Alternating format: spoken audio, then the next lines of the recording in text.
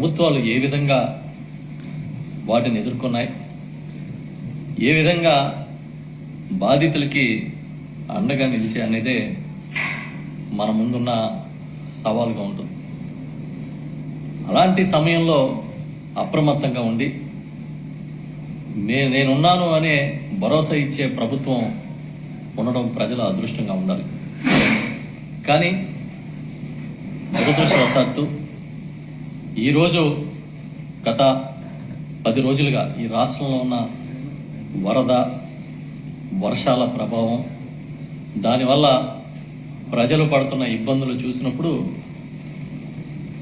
చూసినప్పుడు నిజంగా ఆశ్చర్యం వేస్తూ ఉంది.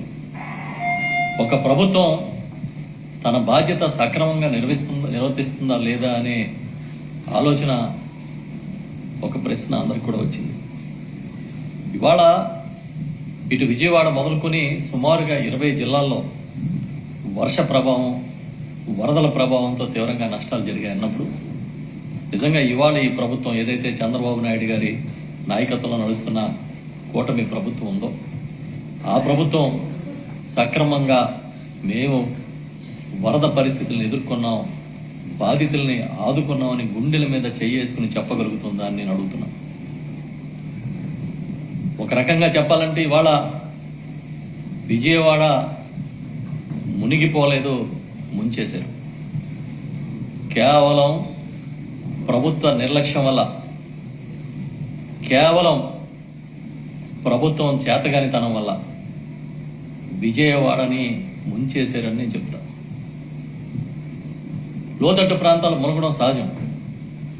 ఏదైనా పెద్ద ఎత్తున వరదలు వచ్చినప్పుడు చాలా సందర్భాల్లో చూసాం. గతంలో కూడా ఈ విజయవాడ పరిస్థితులు చూసినప్పుడు బుడమేరు పొంగడం, దానివల్ల ప్రభావిత ప్రాంతాలు ఉండడం, కృష్ణలంకలోకి నీళ్లు రావడం అన్ని చూసిన సంఘటనలు ఉన్నాయి.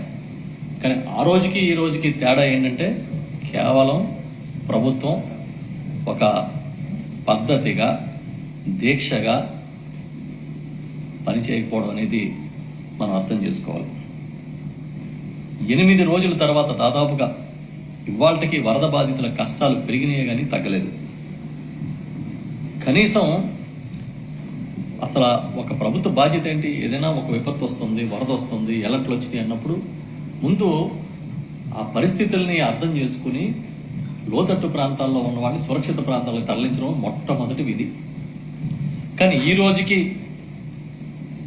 ప్రభుత్వం చెబుతున్న లెక్కలే తప్ప ఎక్కడ పునరావాస కేంద్రాలు నిర్వహిస్తున్నారో, ఏ పునరావాస కేంద్రంలో ఎంతమంది ఉన్నారో దాని వివరాలు కానీ, కనీసం పునరావాస కేంద్రాల అడ్రస్లు కానీ ప్రభుత్వం ప్రకటించలేదంటే ఎంతకన్నా చేతగానితనం ఉంటుందా అని నేను అడుగుతున్నా.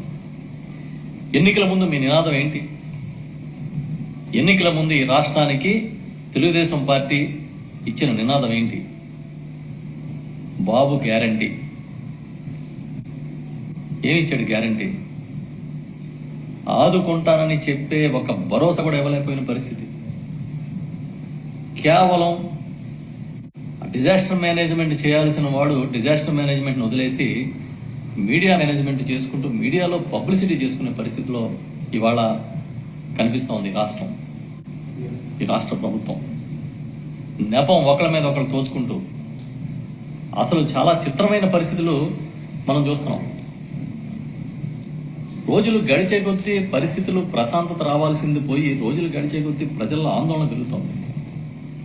నేను అడుగుతున్నా సూటిగా, 2019-24 మధ్య గౌరవ జగన్మోహన్ రెడ్డి గారి రాష్ట్రానికి ముఖ్యమంత్రిగా ఉండగా ఎక్కడైనా వరదలు వచ్చాయి, గోదావరి వరదలు వచ్చినాయి, ఇతర వరదలు వచ్చినప్పుడు ఎక్కడైనా ప్రాణ నష్టం సంభవించిందా? వరదల వల్ల, వర్షాల వల్ల 45 మంది ప్రాణాలు కోల్పోయిన ఈ సంఘటన ఈ ప్రభుత్వానికి కలిచివేయట్లేదా? ఈ ప్రభుత్వాన్ని కుదిపేయట్లేదా అని అడుగుతున్నాం. ఇంత టెక్నాలజీ పెరిగి మేము చాలా టెక్నాలజీలో అగ్రగణ్యం, ఈ దేశానికే టెక్నాలజీని నేర్పించిన అని చెప్పిన వాళ్ళు 45 మంది ప్రాణాలు పోతే మీకేమీ సిగ్గు అనిపించట్లేదా అని అడుగుతున్నాం.